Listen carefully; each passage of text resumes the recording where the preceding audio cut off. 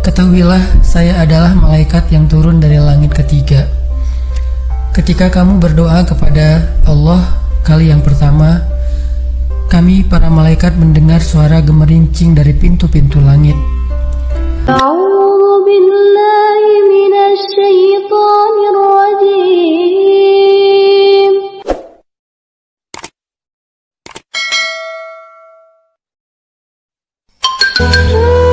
Assalamualaikum warahmatullahi wabarakatuh.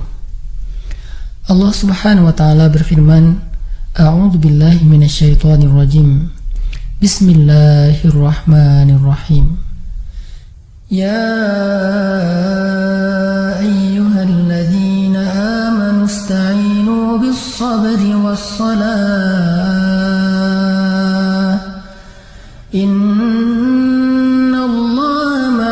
Sabirin. Innallaha ma'as sabirin. Wahai orang-orang yang beriman, mintalah pertolongan dengan sabar dan sholat.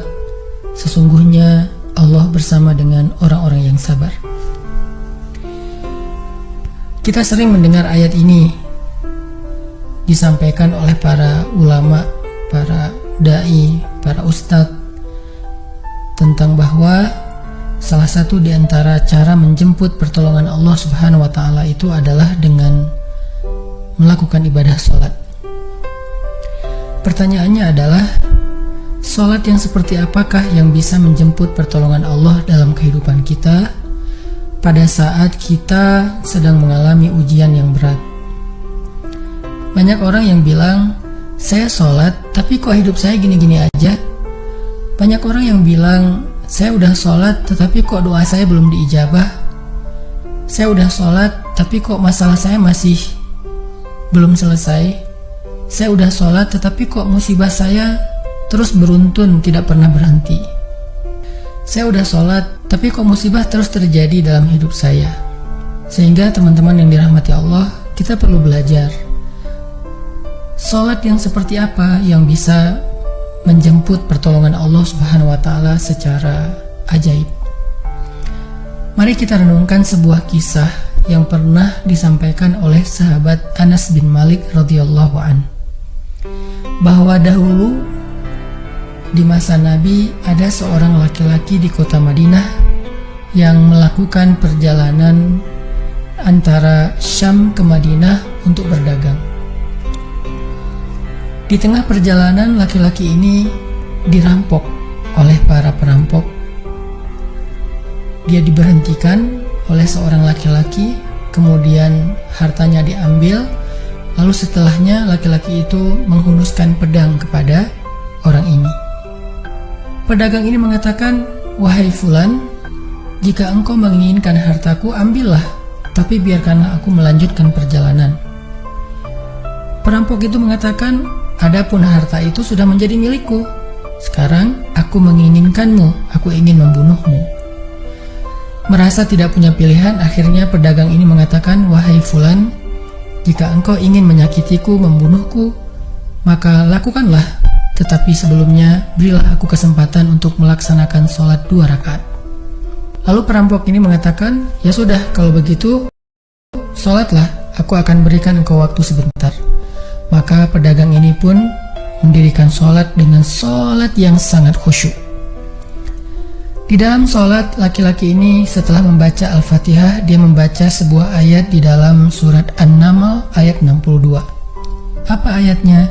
Dia membaca kalimat, "Amman yujibul muttarra idza da'ah,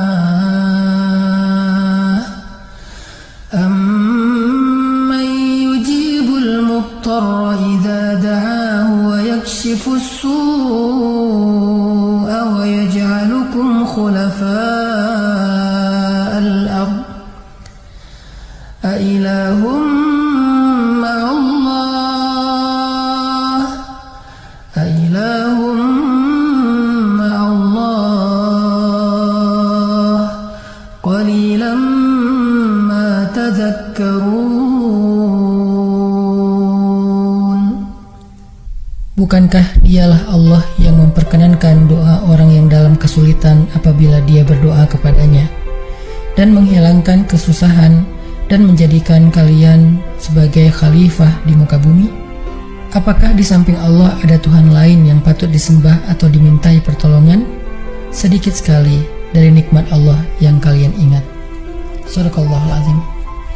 Teman-teman yang dirahmati Allah SWT, inilah ayat yang dibaca oleh pedagang tadi ketika dia sholat 2 rakaat. Dia membaca kalimat ini dengan penuh penghayatan dan perenungan. Dia mentadabburi ayat ini. Amma yujibul muttarra idza da'ah wa yakshifus su'. Bukankah dialah Allah yang memperkenankan doa orang-orang yang dalam kesulitan dan menghilangkan kesusahan? Dia menghayati ayat ini. Dia mentadabburi ayat ini, sehingga muncullah rasa yakin di hatinya bahwa harapannya saat ini satu-satunya adalah Allah yang yujibul muttar. Dia dalam kondisi muttar, dalam kondisi kesulitan, dalam kondisi terancam.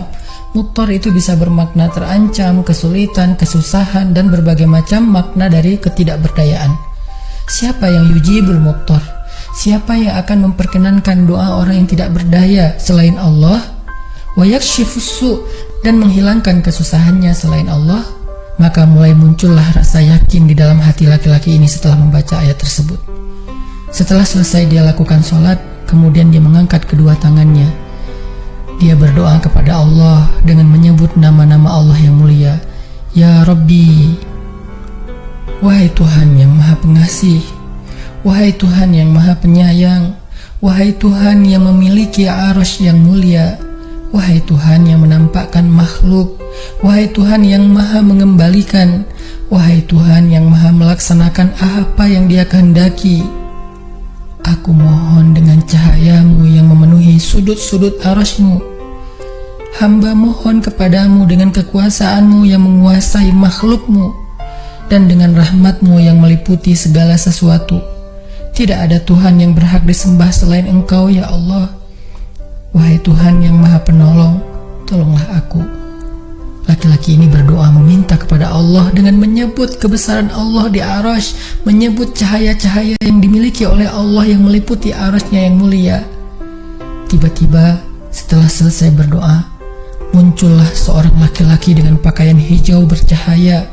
Dia mengendarai seekor kuda berwarna abu. Dia mengeluarkan pedang. Lalu perampok tadi mencoba untuk menyerang laki-laki berkuda itu, tetapi laki-laki berkuda itu menendang dengan kudanya sehingga perampok ini terhempas, terjatuh. Kemudian laki-laki tersebut membunuh perampok itu seketika. Kemudian pedagang itu bertanya, "Siapakah Tuan?" Lalu penunggang kuda itu menjawab, "Ketahuilah, saya adalah malaikat yang turun dari langit ketiga. Ketika kamu berdoa kepada Allah kali yang pertama, kami para malaikat mendengar suara gemerincing dari pintu-pintu langit. Sehingga para malaikat bertanya-tanya, apa yang sedang terjadi? Tiba-tiba muncullah doamu yang kedua, hingga pintu-pintu langit terbuka dan nampaklah cahaya yang sangat benderang. Dan di doamu yang ketiga, datanglah malaikat Jibril kepada kami seraya berseru, siapakah di antara kalian wahai para malaikat yang mau menolong hamba Allah itu? Lalu aku memohon kepada Allah agar Ia mengizinkanku melaksanakan tugas ini. Wahai hamba Allah, ketahuilah, barang siapa yang berdoa dengan doa yang engkau baca tadi ketika dalam kesedihan, penderitaan, dan dalam keadaan sedang susah, maka Allah akan melepaskannya dari kesedihan dan akan menolongnya. Teman-teman yang dirahmati Allah Subhanahu wa Ta'ala, itulah salah satu kisah tentang keajaiban sholat seorang pedagang yang dengan sholat itu Allah Subhanahu wa Ta'ala mendatangkan pertolongan yang luar biasa dalam masalahnya. Pertanyaannya adalah, apa rahasia sholat pedagang itu sehingga Allah mendatangkan malaikat khusus yang menunggang kuda berwarna abu, lalu malaikat ini membunuh perampok yang ingin mencelakai pedagang itu. Salah satu rahasia dari sholat pedagang itu, kata para ulama, adalah dia melakukan ibadah sholat dengan ihsan, seperti yang dikatakan Nabi tentang bab ihsan, an ta'budallah ka'annaka tarah fa illam takun tarah fa innahu yarak. Ketika engkau beribadah kepada Allah, seolah-olah engkau melihat Allah. Jika engkau tidak bisa melihat Allah, maka yakinlah Allah melihatmu. Di sini Nabi mengajarkan kepada kita tentang sholat yang terkoneksi langsung dengan Allah Subhanahu wa Ta'ala. Terkoneksi dalam yakin dan iman sampai seolah-olah kita melihat Allah. Artinya ketika kita bisa sholat seolah-olah kita melihat Allah, lalu dengan kondisi seperti itu kita meminta pertolongan Allah dengan penuh keyakinan, itulah sholat yang mendatangkan pertolongan Allah. Atau kalau kita nggak bisa membayangkan bahwa kita melihat Allah karena itu memang sulit, maka yakinlah Allah melihat kita, dan itu pasti. Artinya bahwa Allah itu pasti mendengar kita, melihat kita, dan sedang menunggu apa yang kita butuhkan. Maka orang yang bisa melakukan sholat dalam keadaan benar-benar seperti sedang bertemu dengan Allah, lalu dia meminta pertolongan Allah Subhanahu wa Ta'ala seperti pedagang tadi, maka sholatnya itulah yang disebut di dalam Al-Quran wasta'inu bis sabri was sholah, sholat yang bisa mendatangkan pertolongan Allah Subhanahu wa Ta'ala.